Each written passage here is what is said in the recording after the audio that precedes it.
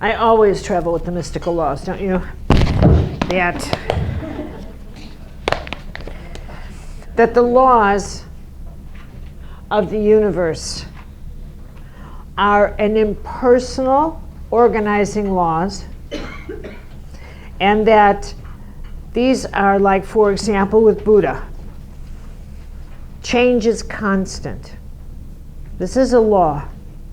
This is what's in your 10th. When you think of your God zone, I want you to keep this, like, this is a God zone. And what's in this part, that every time you touch your forehead or your top, you're hitting a God zone. And that when you do this, you're activating, just so you have a point, you're activating knowledge about the laws of the universe. That somehow you're activating in a subtle, almost homeopathic way, your recognition that there are laws governing creation. That for every choice you make, you set in motion consequences. Which is why you know that making choice, that there's no such thing as a small choice. That you were born knowing that, which is why, as we go down here, most choices scare the hell out of you. Which is why, without self-esteem, you will give your soul away, so that others make choices for you, so that you're not held accountable for the consequence of your life on this planet. You will give your soul away so that when you disincarnate, you will not have any karma. Someone else will have been responsible for the choices made about your life.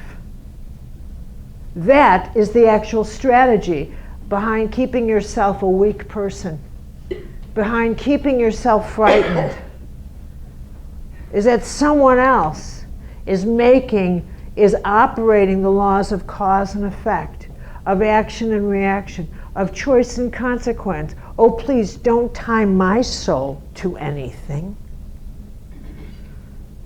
This is why developing right in here your sense of self, so that when you say, God, guide me, you are strong enough to hear that guidance. You are strong enough to maintain the truth that the world behind your eye is stage 1 of creation, not the world in front of your eye. That the truth is, creation begins in the world of force, in the world of energy, in the world of choice, before matter.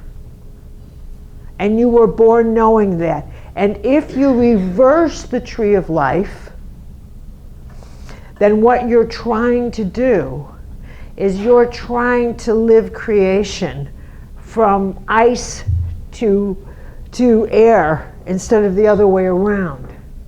This is like people trying to drive the train from the caboose to the engine instead of the engine to the caboose. So now, let's go. Let's go to the second Sefirot. The second is Chokmah. Did I say that right? Chokmah. I did okay there. And Binah. Bina. Chokmah and Bina. Okay, we're gonna learn these as a team. Because they are essentially team. Because if this triangle, this is the triangle here in the impersonal 8, 9, 10 of your chakras. This is the equivalent triangle here. What they have, so the 8th, 9th, 10th chakra is this triangle in the tree of life. What they have in common, of course, is everything, but what they have in common, first of all, is that this is impersonal. Now, I drew a bridge here, It did show up on this, right? Did it show up? Yes. So you have a bridge. And what that bridge represents is the journey from the impersonal to the personal. In here, it's called going into the abyss. Going into the abyss, which is actually an interesting word when you think you're going down under into the underworld of creation. So that when you are above, when you are still in the amorphous zone of pureness, where you are still both male and female energies, where you're still light and male and female, where you are still 8, 9, and 10, what you have in common here is that you are pure divine potential. You haven't yet begun the descent from impersonal to personal, from the impersonal archetypal spiritual holy realm into what Buddha would call the world of illusion. So it's really important to understand the difference between this realm and this, and that this is really the beginning of the descent into the illusion of physical matter. The descent into the world of the senses.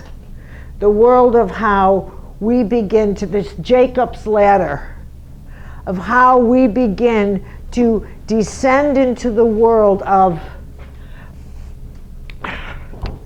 how we begin to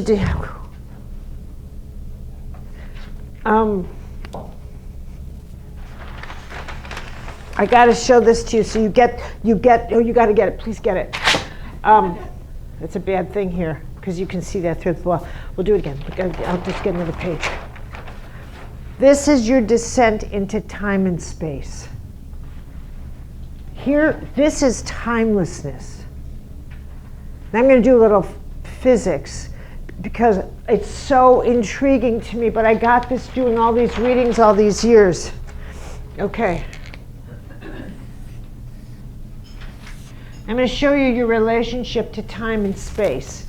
This is your descent into matter and form, is actually also your relationship to time and space. If I lose you here, grab onto me.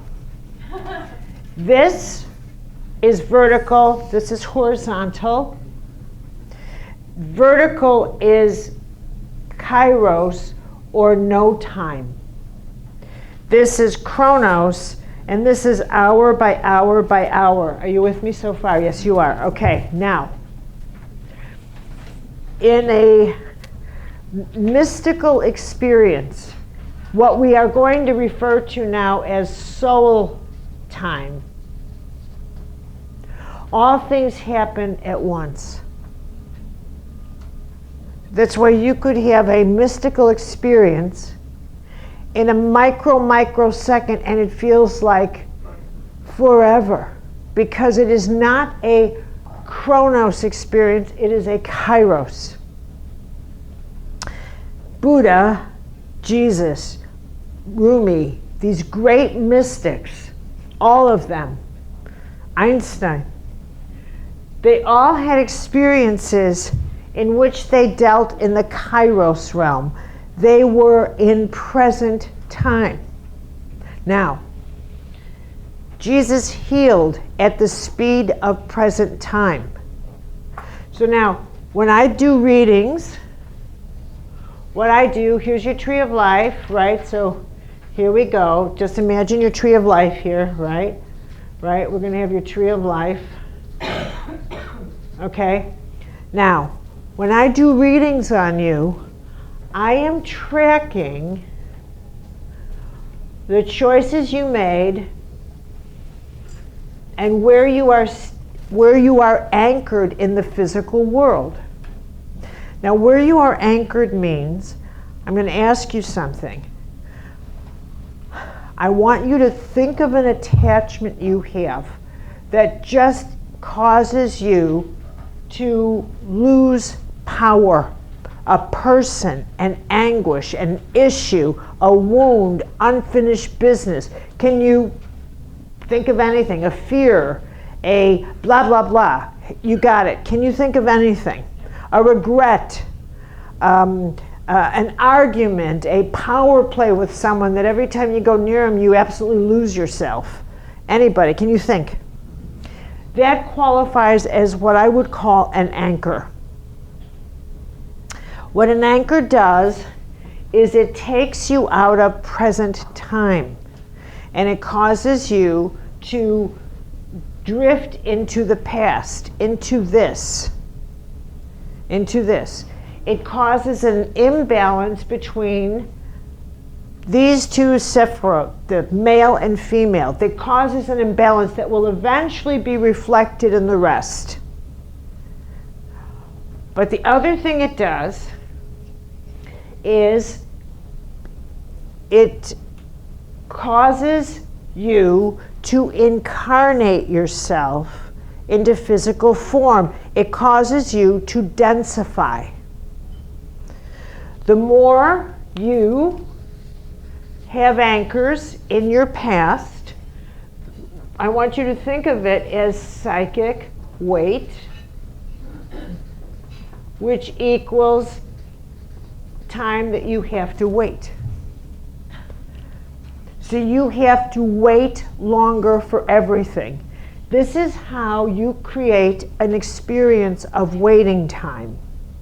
The more dense the more anchors,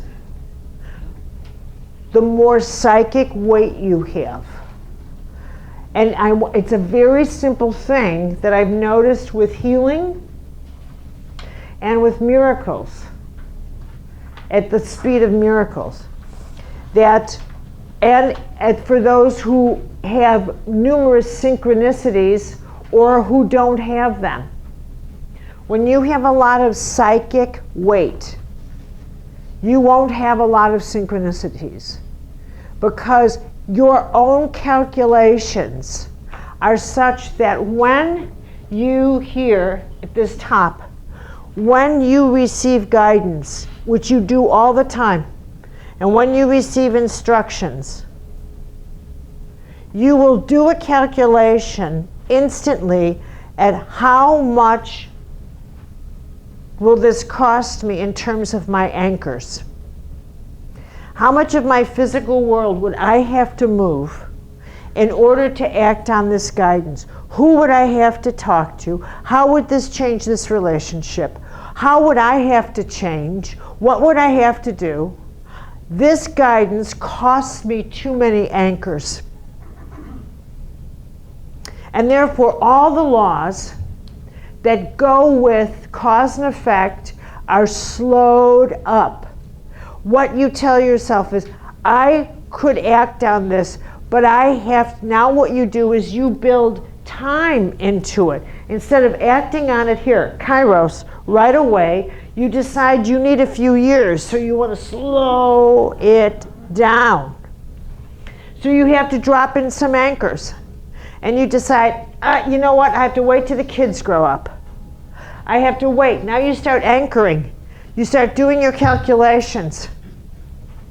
You start making things up. You start lying. You start creating all kinds of narratives that are not true at all. There's no truth to them. They're just mental constructs. But you are creating them, and you're twisting the fruit on your tree every step of the way. And in exchange, what you're doing is you're borrowing the life force of your tree. And by the way, you're aging your tree now. And this is how your tree ages. You're speeding up the aging of the tree, because now you have to take care of fields, all these fields that your tree is not prepared to take care of.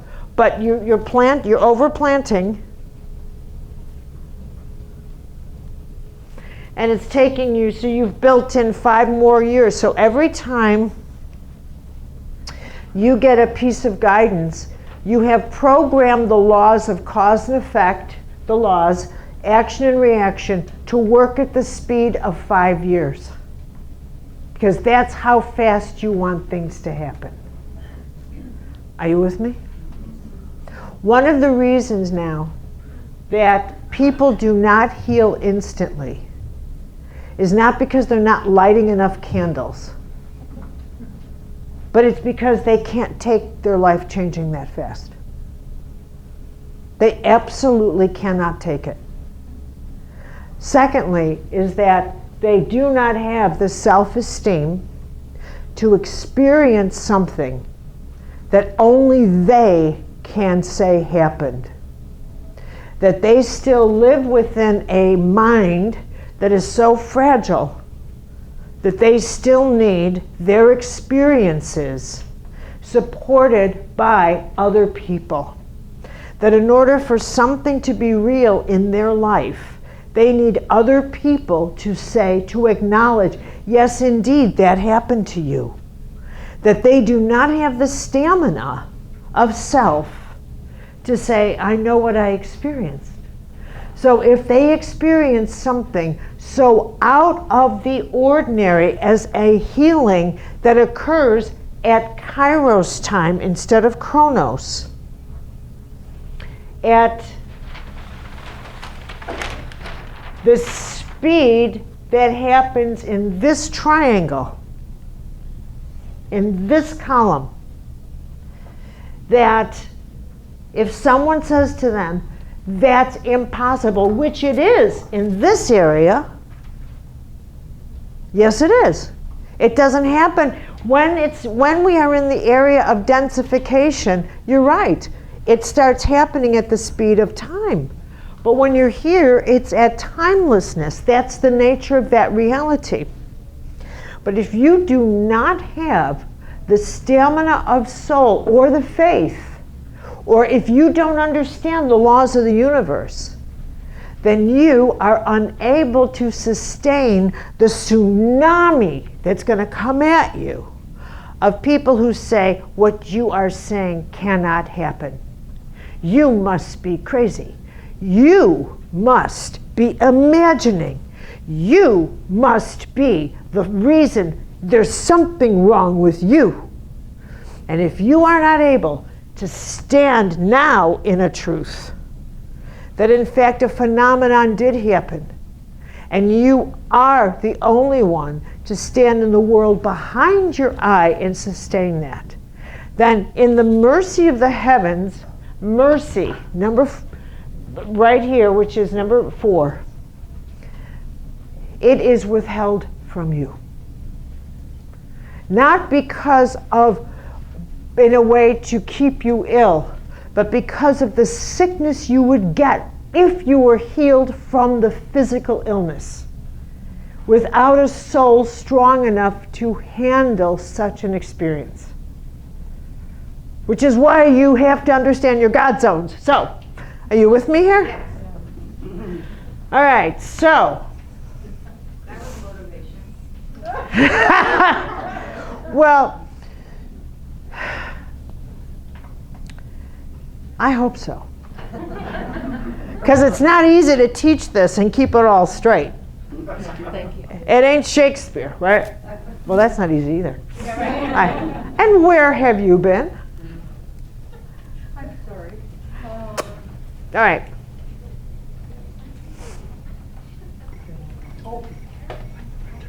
Do you know one time I said that to someone? One time I said that to someone, like, you're late for my, she wasn't even in my workshop. So, but I know you are, so I get to say that. And oh, you don't know what I've done. You can't imagine. Anyway, all right. Let's talk about 2 and 3. These 2 God zones. Now remember, your God zones are the essential ingredients of your soul. They are power zones. They are the power zones you need, that through which that you create the things you need in your life, through which your whole system thrives. These are your power tools. These are power tools. This is your God zone. These are like the powers. These are the powers in you that matter. This is what matters. That Buddha, in the Buddhist, remember my building? Remember the building? Yourself is building. The Buddhists don't have hell the way the Christian world has it. Thank you, God. But nevertheless, they have hell. And every tradition has some definition of the place of ultimate suffering, an understanding of what is ultimate suffering. And in Buddhism, the Buddhist definition of hell is to be powerless. To be powerless. To be put in a position where you have no power whatsoever. That is to be truly without power. That you would find yourself in a prison, head shaved, where your identity is taken, everything is taken. You are without power. And Buddha would say, are you still without power? Are you still without power? If you were to speak to Buddha, Buddha would say to you, and are you still without power? And you would say to Buddha, well, what else can they take? They've taken my home. They've taken my name. They've taken my hair. They've taken my family. And Buddha would say, and are you still without power? They're soon going to take my body. And are you without power?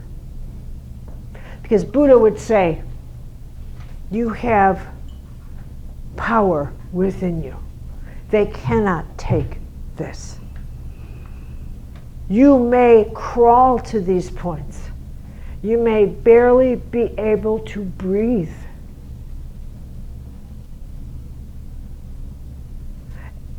You may come a day where you are lying on your back thinking, I don't even want to get up. I am so miserable. This life is so empty and so miserable. We will all be at that day, and it may just pass. It may be an hour long for us, but we'll all be at that point. Maybe some of you have been there. But in the depth of even that despair where we feel so powerless, if you can reach this thing where I've got to boot up just one of these points. I've got to get to one God zone. I have enough power for that. Get to one of these. And one that you can get to is the wisdom one, number 2. Just imagine you just are holding on. And you say, God, give me this force. Why? Just pour wisdom into me. Pour wisdom. Enough wisdom so I cease asking why, because I must be asking the wrong questions.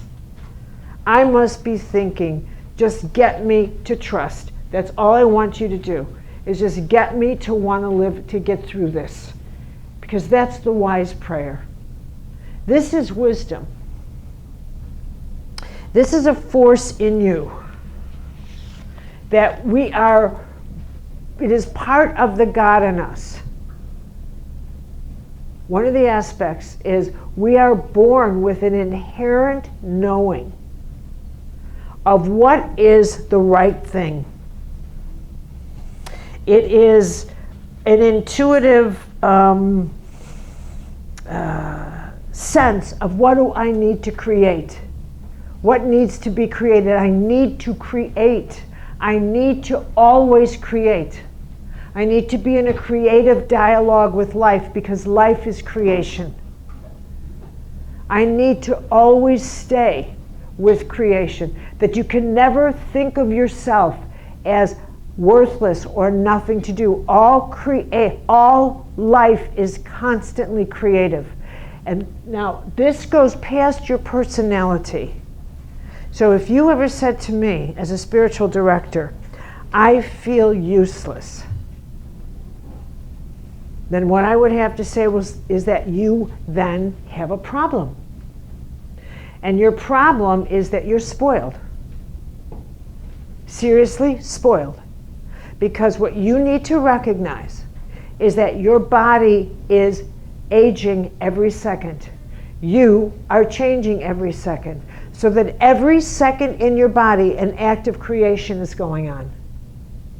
Every single second, an act of creation. And you are letting that act go without attention.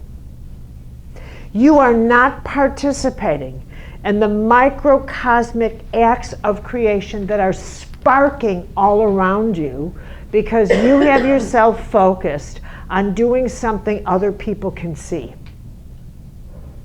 or doing something that is safe, or doing something that is interesting, rather than thinking, I simply have to do something.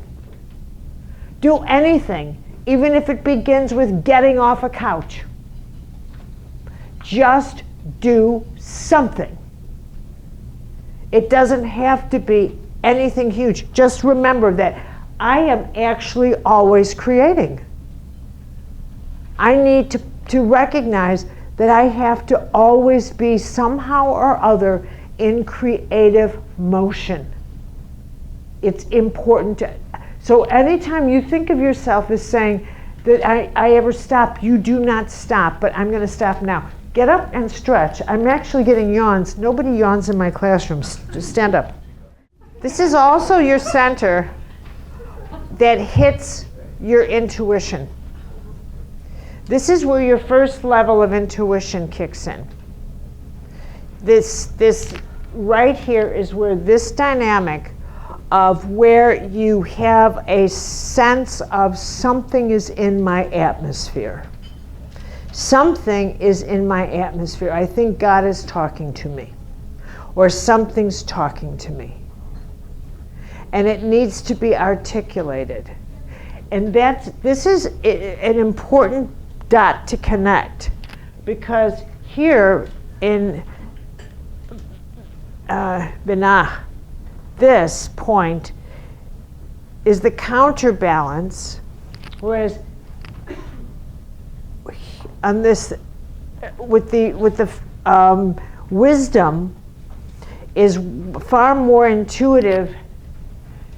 Binah wants to articulate and reason. These two form a partnership. It's the left and the right side of your brain. They work as a team. They work and they want to articulate the language of God and get the message straight before it's sent to the factory. So they want to be able to get the direction before it's actually sent to the. It's like your higher self taking down the orders before it's sent to the production team for your life. So this is the part where what you're being directed to do, how you are being directed. The dialogue between you and God and creation, your sacred dialogue, takes place here. So if you want to actually image something, image this as your holy chapel, your sanctuary, the place where you go to rest and to think, well, let's have a prayer or two, because I am in need of this, or I'm in need of that. Or are you trying to reach me? Or this is that place where the feminine and masculine, this is also the place where you should kind of ascend over yourself and have this sense of, is there an imbalance in me, in my feminine and masculine? Am I at war with my own polarities? Am I at war with where is the imbalance in my own nature? Because that is going to follow the threads. So up from this position, as you look through your life, from up above, as you look down, you should have a perspective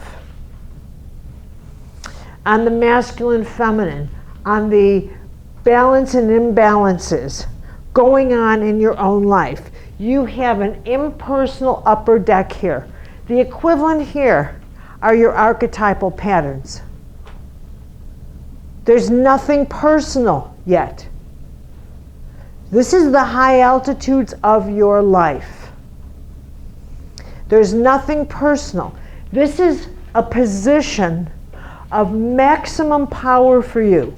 When I tell you about taking an impersonal look, connect this dot, because this has saved many lives here. One of the most toxic things you can do is take your own life personally. Now, there's nothing personal about your life. You have personal experiences. But this world was not created for any of us. And it will be here long after all of us are dead. And it was here long before any of us got here. Nothing on this earth was made for us. Nothing.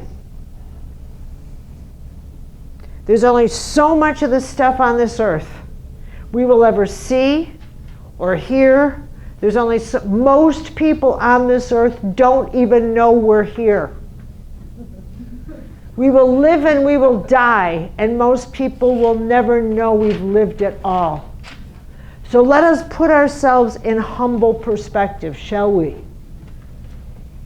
Shall we? We are not the center of the universe. And that is how we must approach our lives. That is the high truth. The experiences we've had, millions have had before us. None of us has had a unique life. Not one of us. That we've had our version of it might be unique to us. I have never had black sneakers before, but lots of people have. So this is my version of what a lot of people have had before me. My unique of a many. My personal of a very impersonal. That is a truth. That is the wisdom blended with understanding. I need to have a very high understanding of my own life. And if I achieve that, then I achieve a very high understanding of my life with your life. And I do not walk into your life with the idea that your role is to understand me. You better understand me, or this relationship is off. No, no, no, no. My role is to understand the journey, period. Period. And how I conduct myself when I encounter you. Not how you conduct yourself with me. Not how you conduct yourself with me, but how I conduct myself with you. This isn't about me figuring out what are you doing in my life, but how do I conduct myself for the few minutes I meet you along the way in mine. This is how the high level of understanding begins to change, knowing that I have no idea how God set this up. But there comes a point up here where I realize I cannot comprehend this system. So one of the truths is that stop asking questions that are out of your league. Stop it. Stop asking, how did I get these parents? You did. Now stop it. That's your answer. Stop asking questions where the end result is torment because nobody can provide an answer. Stop it. You are tormenting yourself. That is wisdom. Where you recognize how much of what I am doing is torment that I'm creating. And how am I creating that torment? Because I keep hitting myself in the head with a hammer by asking questions that can't be answered. Well, how come I have these? Bam! How come I? Stop it. These are the questions that can't be answered. Why did my children die and hers didn't?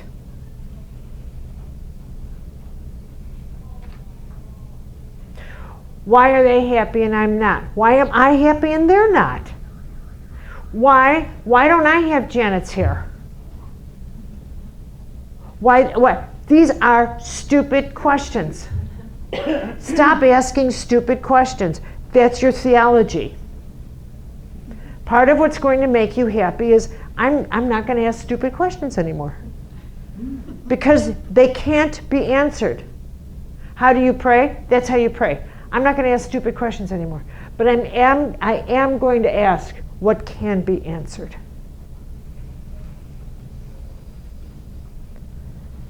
Wisdom. I'm not going to torment myself anymore. When you ask questions like, can you find me a safe route? That would be a no. Now, picture me as your angel. And don't wake up screaming. But really, picture me as your angel. Get up, right? And that's how I would be. Which is, I'm doing this for your own good. Your head's in the toilet. But picture me if you said, can you show me a safe route? What are the chances that I would say yes? Zero. Why? And would I do that because I am sadistic? No. No, there isn't a part of me that's that. I am doing that because, and what would you learn by me giving in to your weakness and your fear? Why would I do that? Why would I ever indulge your weakness or fear? Give me one reason. Here's wisdom. Wisdom. I'm going to play a game with you. Why would I ever indulge your fear? Would I answer a prayer like that and give you what you want if that would make you weaker and in the long run sick? What do you think? No. It's never going to happen. Let's try this prayer. Would you give me some courage here? I'm scared of the dark. Well, ship in the candles. Now that will get answered. That will get answered every single time. Why? You did it right. You didn't say, would you please not make me afraid? No. Will you please take away this? Will you please help me take it away? Help me face this. Let's go here, because I know you will. You better believe it. Every single prayer where you say, help me find the strength in my soul, is going to get answered and faster than you think. Wisdom. Know how the gods work. Know how heaven works, and then work with the gods. It's always that way. They're hidden in everything. Absolutely everything.